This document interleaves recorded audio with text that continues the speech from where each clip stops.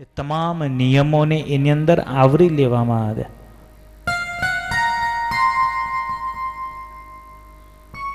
એક વિશેષ આજ્ઞા સ્વામીની એ હતી, કૃષ્ણ મંત્રની દીક્ષા લીધા પછી, શરણ મંત્ર લીધા પછી, પંચાધ્યાયી રાસ લીલા શ્રીમદ ભાગવતોદિતા પઠનીયા પ્રતિદિનમ રાધા કૃષ્ણમ સમર્ચ. જે જીવાત્માએ મહાદીક્ષા લીધી છે એ જીવાત્માએ રોજ રાસ પંચાધ્યાયીનો પાઠ કરવો, પ્રતિદિન ભગવાન કૃષ્ણના અષ્ટાક્ષર મંત્રનો યથાવિધિ જપ કરવો, નિત્ય તુલસીની કંઠી ધારણ કરવી. રામાનંદ સ્વામી ધર્મદેવની પ્રશંસા કરતા કહે છે, હે ધર્મ, મેં જે નિયમો તમને કહ્યા એ ઉદ્ધવ સંપ્રદાયના નિયમો છે. ઘરે જઈ પત્નીએ સહિત તમે મેં આપેલા અષ્ટાક્ષર મંત્રનો જાપ કરજો. તમારી પાસે કોઈ યોગ્ય મુમુક્ષુ આવે તો એ યોગ્ય મુમુક્ષુને આ મંત્ર થકી તમે દીક્ષા આપજો. અમોને ઈષ્ટ રામાનુજાચાર્યનો મત છે, માટે રામાનુજાચાર્યએ રચિત ગ્રંથો તમે વાંચજો, એ ભણજો અને ભણાવજો. આ પ્રમાણે સંપ્રદાયની અતિ ગુપ્ત વાર્તા રામાનંદ સ્વામીએ ધર્મદેવને કહી ઘરે જવાની આજ્ઞા આપી. ધર્મ અને ભક્તિ રામાનંદ સ્વામીને વંદના કરી છપૈયા તરફ સદગુરુ રામાનંદ સ્વામી ભ્રમણ કરતા કરતા દ્વારિકા તરફ આવ્યા. ધર્મ અને ભક્તિ છપૈયા આવ્યા.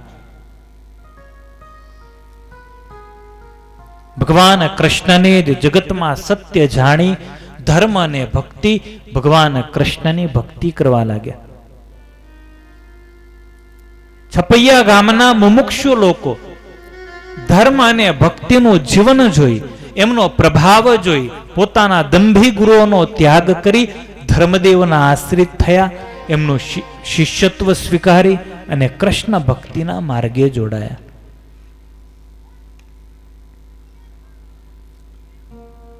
રાજા જેવી સંપત્તિ, રાજા જેવો વૈભવ ધર્મદેવને ત્યાં થયો, કારણ એટલા બધા શિષ્યો થયા છે ને શિષ્યોએ પુષ્કળ દાન દક્ષિણા ગુરુને આપી છે. ધર્મદેવના ઘરે સમૃદ્ધિ વધી છે. ધર્મદેવે પોતાની પરિસ્થિતિ સુધરતા જ દીકરા રામ પ્રતાપને જનોઈ આપી. રાજાઓને શરમાવે એવું દાન ધર્મદેવે બ્રાહ્મણોને આપ્યું. અષ્ટાક્ષર મંત્ર દ્વારા ધર્મ અને ભક્તિ સુખી થયા. સુખ સંપત્તિ છલકાવા લાગી. અસુરો દ્વારા ફરી ઉપદ્રવ થયો. એવો ઉપદ્રવ પહેલા કરતા પણ ઉપાધિ અને ત્રાસ વધ્યો છે. ધર્મદેવની ગાયોને કોઈ ઉઠાવી ગયું, ધર્મદેવનો રથ કોઈ લઈ જાય, ધર્મદેવના ઘરમાં કપડાની ચોરીઓ થાય, ધર્મદેવના ઘરમાંથી વાસણો ઉઠાવી જાય. ધર્મદેવનું વાતે ને વાતે અપમાન કરવામાં આવે. ભયાનક ગરીબી ધર્મદેવના જીવનમાં આવી. સુખ અને દુઃખનું જે ચક્ર હતું એ ધર્મદેવના જીવનમાં અવિરત ચાલતું રહેતું. સગા સંબંધીઓ અપમાન કરવા લાગ્યા. જ્ઞાતયોપી સંવત્સરા. તો મહારાજ ગાદીએ બેઠા એટલે મહારાજનો મહિમા સમજાણો, બાકી મહિમા કોઈને નહોતો. ધર્મકુળ હોય, ભક્તિનો કુળ હોય. ભગવાનની ભક્તિ તો લાખો યોજન દૂર હતી. સ્વામિનારાયણ ભગવાને એમને મહિમા સમજાવ્યો. સાધુનો મહિમા, ભક્તનો મહિમા. સ્વામિનારાયણ ભગવાન ધર્મકુળને હંમેશને માટે એક વાત કહેતા કે આ સંપ્રદાય એ સાધુનો છે, આ ગાદી એ સાધુની છે. રામાનંદ સ્વામી એ સાધુ છે.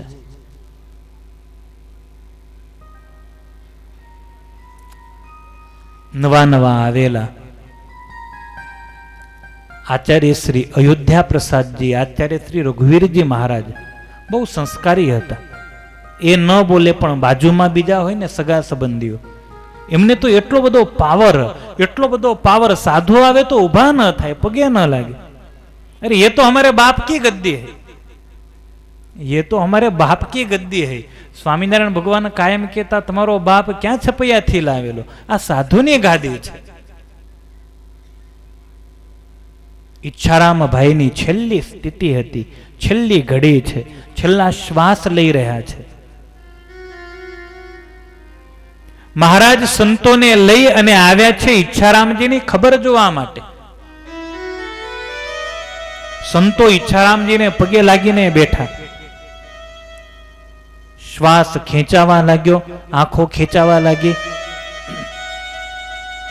સ્વામિનારાયણ ભગવાન બ્રહ્માનંદ સ્વામીને આજ્ઞા આપી કે સ્વામી એક કીર્તન બોલો. બ્રહ્માનંદ સ્વામી બહુ સુંદર મજાનું કીર્તન બોલ્યા. મહારાજની મૂર્તિને સંભાળી અને સ્વામીએ કીર્તનનું ગાન કર્યું. મહારાજ ડોલી ઉઠ્યા. કીર્તન પૂરું થયું. ઈચ્છારામજી ભાઈ છેલ્લા ડચકા લઈ રહ્યા છે. સગા સંબંધીઓ દોડ્યા. કોઈ કે યમુના કા જલ લાવો, કોઈ કે સરયુ કા જલ લાવો, કોઈ કે ગંગા જલ લાવો, કોઈ વળી એમ કે ગોમતી કા જલ લાવો. મહારાજ કે કશું નથી લાવું, એક તાંબાની લોટીમાં પાણી લાવો ને એક ખાલી થાળી લાવો. તાંબાની લોટીમાં મહારાજે પાણી મગાવ્યું, એક ખાલી થાળી મગાવી. થાળીને લોટી લઈ અને મહારાજ બ્રહ્માનંદ સ્વામી પાસે જઈને સ્વામીને એમ કે સ્વામી આ થાળીમાં પગ મૂકો. ત્યારે સ્વામી કે મહારાજ શું કરો છો? અમે કહીએ છીએ પગ મૂકો. સ્વામીએ પગ મૂક્યો. મહારાજે પોતાના હાથે પાણીની ધાર રેડી બ્રહ્માનંદ સ્વામીના પગ ધોયા. એ જળ પહેલા મહારાજે પોતાના મુખમાં મૂક્યું. એ જળની અંજલિ લઈ અને ઈચ્છારામના મુખમાં મૂકતા મહારાજ એમ બોલ્યા કે સંતો અને ભક્તો, હે ધર્મકુળ સાંભળી લો, આ જળની અંદર વિશ્વના તમામ તીર્થોના જળ આવી ગયા, કારણ આ જળ મારા સાધુના પગ ધોયેલું જળ છે. આનાથી વિશેષ મહાન કોઈ જળ નથી. ગંગાજળ પીધેલું હશે તો ક્યારેક ભૂત થઈને આવશે, પણ આ જળનું જેણે પાન કર્યું હશે એ સીધો જ મારા અક્ષરધામને પામશે, એમાં કોઈ શંકા નહીં. આનો મહિમા જાણજો અને સમજજો. મહારાજ બહુ સાધુનો મહિમા કહેતા. જ્ઞાતયોપી સંવત્સરા, ધર્મદેવના જે પરિવાર વાળા હતા એ પણ ઈર્ષાળુ હતા. ધર્મદેવને એવા હેરાન કર્યા. મહેમાન થઈને આવે, ઘરમાં ખાવાનું ઠેકાણું નથી. મહેમાન થઈને ધર્મદેવના ઘરે આવે. માં ભક્તિ બહુ સંકોચાય, બહુ માને શરમ આવે. ઘર હલો ધર્મદેવનું ઘર ખાલી થયું. સ્વામી વર્ણન કરે છે, થયા નિર્ધન નહીં ખાવાય અન્ન રે, ન મળે નવું પહેરવા વસન રે. ખાવા માટે અન્ન ન મળે, પહેરવા માટે વસ્ત્ર ન મળે. એકાંતરે ધર્મ અને ભક્તિને ઉપવાસ થવા લાગ્યા. માં ભક્તિની ધીરજ ખૂટી. માએ પોક મૂકી છે, પતિદેવ આપણે આટલા બધા ધર્મવાન છીએ, આટલી ભક્તિ કરીએ, આટલું ભજન કરીએ, શા માટે આપણી સાથે જ આવું થાય છે? આપણે કોઈનો બગાડ્યું નથી, છતાંય આપણી આ પરિસ્થિતિ. ધર્મદેવ કે દેવી, દુઃખ તો દરેકના જીવનમાં આવતું જ હોય છે. આપણે દાન આપનારા હતા, આપણે દાન આપનારા હતા. પતિદેવ આપણા આંગણેથી અતિથિ પાછો નતો જતો. આપણે તો ભૂખ્યા રહી લઈએ, આપણે ભૂખ સહન કરી લઈએ, પણ અતિથિને કઈ રીતે કહેવું કે મહારાજ આગળના ઘરે જાઓ, ઘરે કંઈ જ નથી. ધર્મદેવે સાંત્વના આપી. માનવ જીવનમાં ક્યારેય પરિસ્થિતિને ભગવાન સાથે ન જોડવી. પરિસ્થિતિને નિર્માણ કરનારા આપણે જાતે છીએ. ત્રીજા માળેથી કૂદકો મારો ને હાડકા તૂટે ને કેળનો મણકો તૂટે ને ભગવાનને દોષ આપો કે ભગવાને મારી રક્ષા કેમ ન કરી, તો ભગવાન દોષી નથી. તમારા કર્મના દોષી તમે જાતે છો. એ પરિસ્થિતિ તમે જાતે નિર્માણ કરી. જો પરિસ્થિતિને ભગવાનની સાથે જોડાય તો જીવ ભગવાનથી વિમુખ બની જાય. જીવને એમ લાગે કે આટલું ભજન કરું છતાંય હું દુખી કેમ? જે મળે એ આપણને આપણા પ્રારબ્ધ અનુસાર મળે છે. ધર્મદેવ કહે છે, દેવી, ભગવાનના માર્ગે આગળ વધ્યા છીએ. સુખ અને દુઃખ આવશે, સહન કરી લેવું, પણ હવે આ રસ્તેથી પાછા વળવાનો સંકલ્પ ન કરો. સુખ દુઃખ માં રહેવું અડગ રે, પરઠ્યો પાછો ન મેલવો પગ રે. પ્રારબ્ધ કર્મ ભોગવ્યા સિવાય દેવી છૂટકો નથી. આપણા પહેલાય ઇન્દ્ર હોય, નહુષ, નળ, દમયંતી, ભગવાન રામ, પાંડવો, વશિષ્ઠ, અરુંધતી બહુ દુઃખી થયા. આપણા કરતાય બહુ દુઃખી થયા.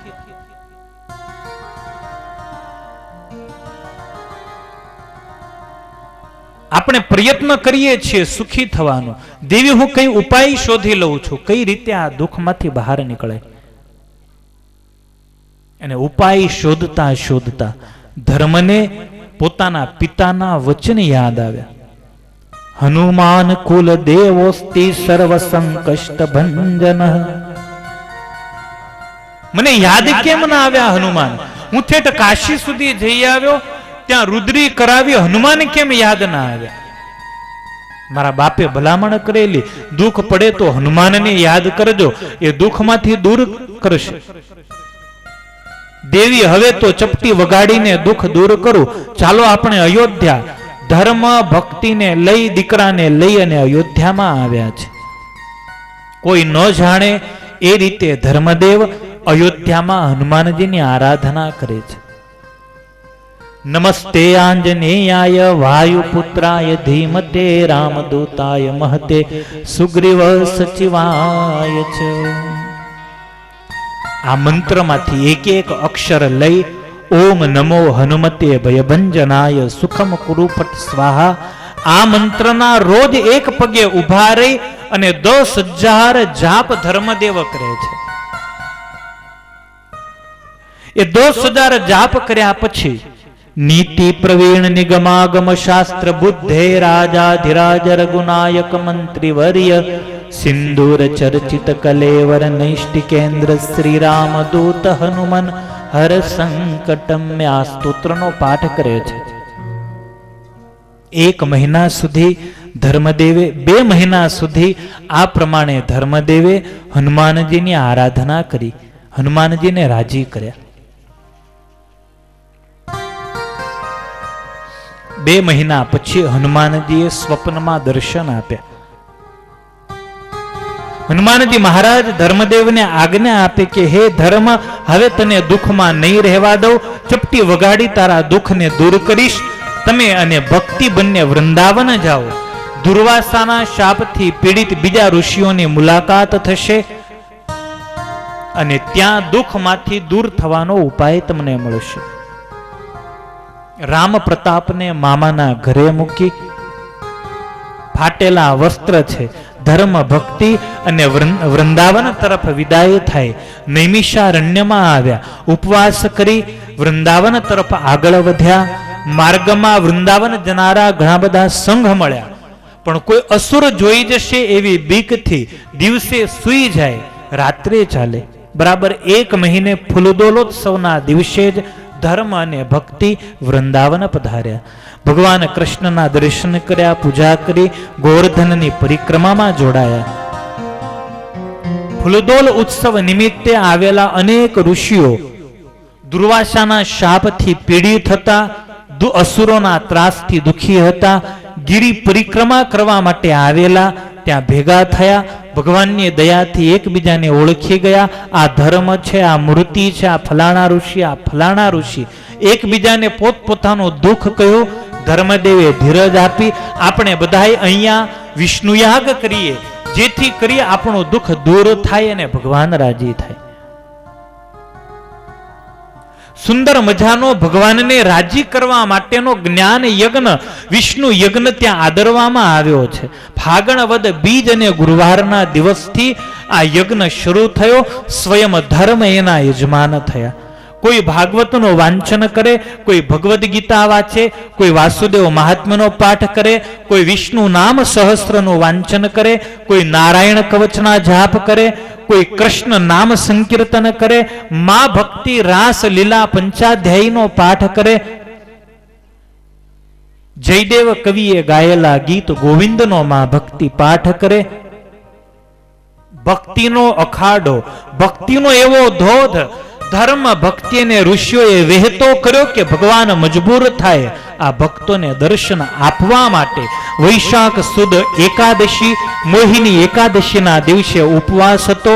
દિવસનું ઉપવાસ, રાત્રિનું જાગરણ, સંકીર્તન ચાલુ છે.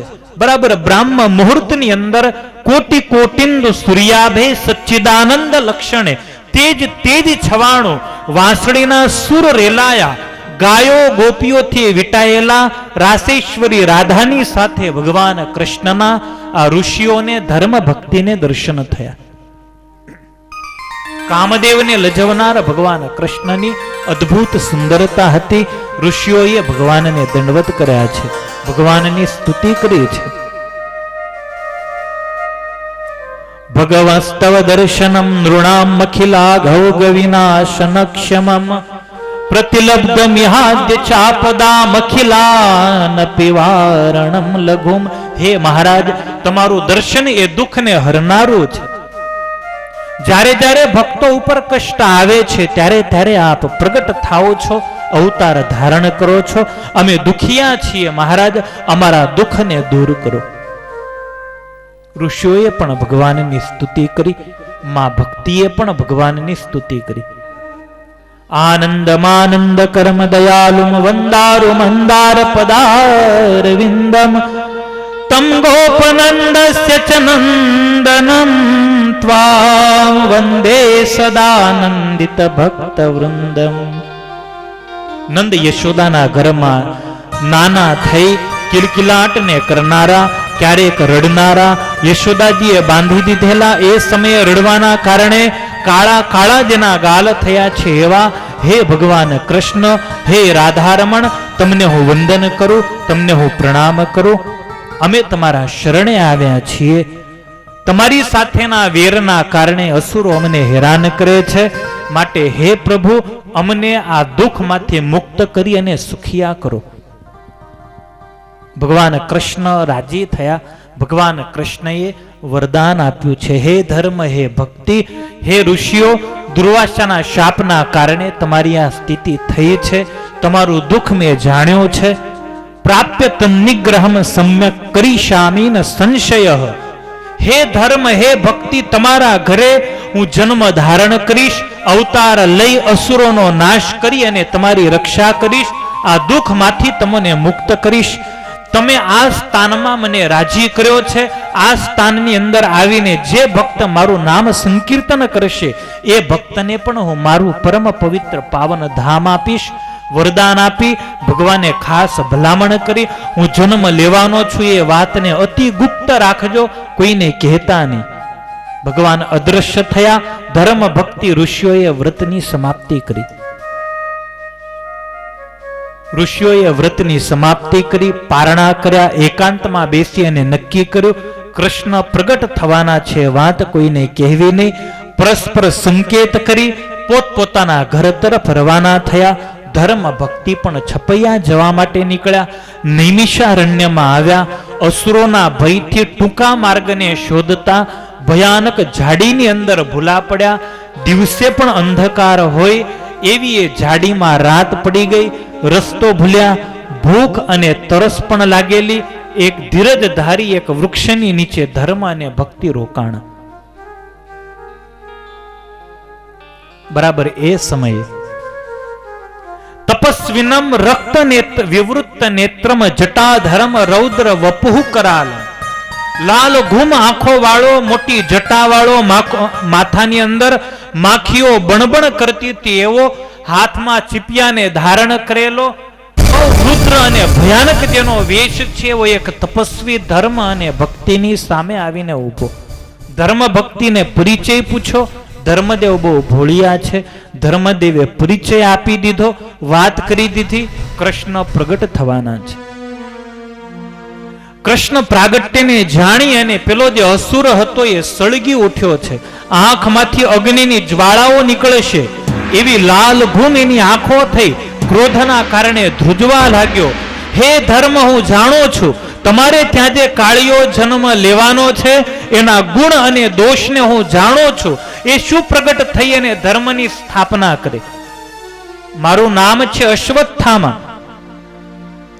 એ કૃષ્ણનો કટ્ટર દુશ્મન છું. એ કૃષ્ણ જન્મ લઈ અને અસુરોને મારે એ પહેલા એ કૃષ્ણના હાથ કાપી લઉં છું.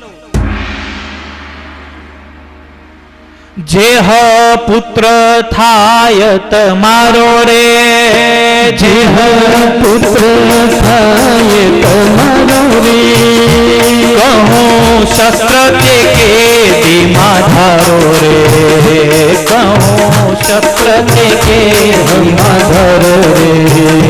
શસ્ત્ર વિનાન શત્રુ હર્ષે રે, શસ્ત્ર વિનાન શત્રુ હર્ષે રે, મારા શાપે શસ્ત્ર ન ધરશે રે, મારા શ્રાપે શસ્ત્ર ન ધરશે રે.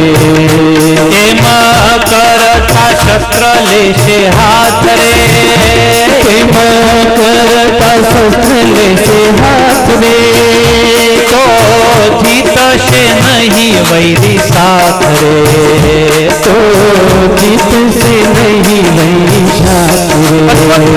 શાપ આપ્યો છે, હે ધર્મ હે ભક્તિ, શુરો મહાનપી પોમા નીતિ શાસ્ત્રાર્થ વેદ્યપી, વિના શસ્ત્રમ શત્રુ વદે ક્ષમતેન કદાચન.